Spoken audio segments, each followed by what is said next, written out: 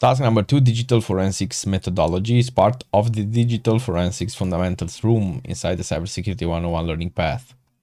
The digital forensics teams has various cases requiring different tools and techniques. However, the National Institute of Standards and Technology, NIST, defines a general process for every case. The NIST works on defining frameworks for different areas of technology, including cybersecurity, where they introduced the process of digital forensics in 4 phases. You will heard about NIST when you learn about cybersecurity in the beginning, right? It's just a framework that defines different areas of technologies, different frameworks from different areas. Here we have for forensics, collection, examination, analysis, and reporting. In the collection phase, the first phase of digital forensics is data collection. Identifying all the devices from which the data can be collected is essential. Usually an investigator can find personal computers, laptops, digital cameras, USBs, etc. on the crime scene. It is also necessary to ensure the original data is not tampered with while collecting the evidence and to maintain a proper document containing the collected items details. We will also be discussing the evidence acquisition procedures in the upcoming tasks.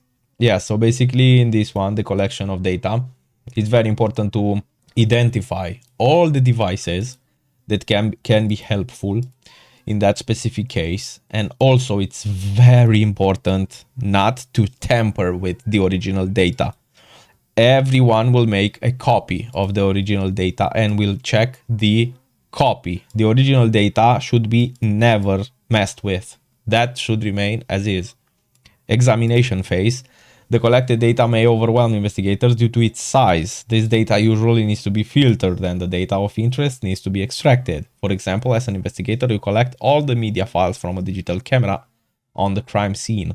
You may only require some of the media, as you are concerned with the media records on a specific date and time. So in the examination phase, you would filter the media file of the required time and move them to the next phase. Similarly, you may only need the data of a specific user from a system containing numerous user accounts. The examination phase helps you filter this particular data for analysis, right?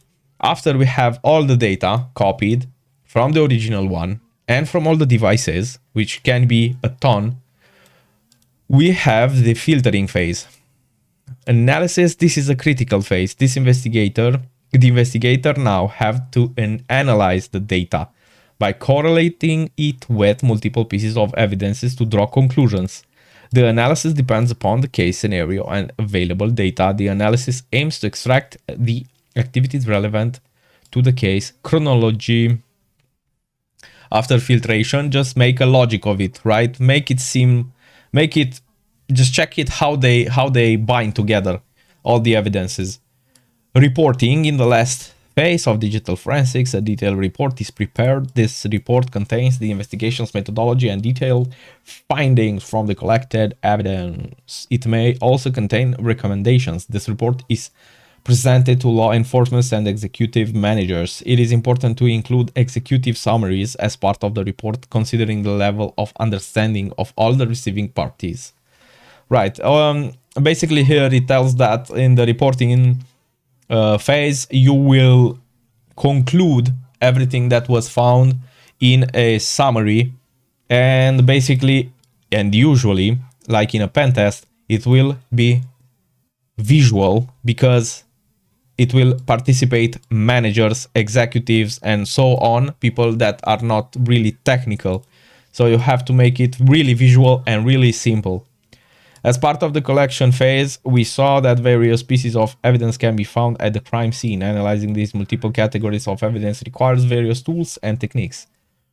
There are different types of digital forensics, all with their own collection and analysis methodologies. Some of the most common types are listed below.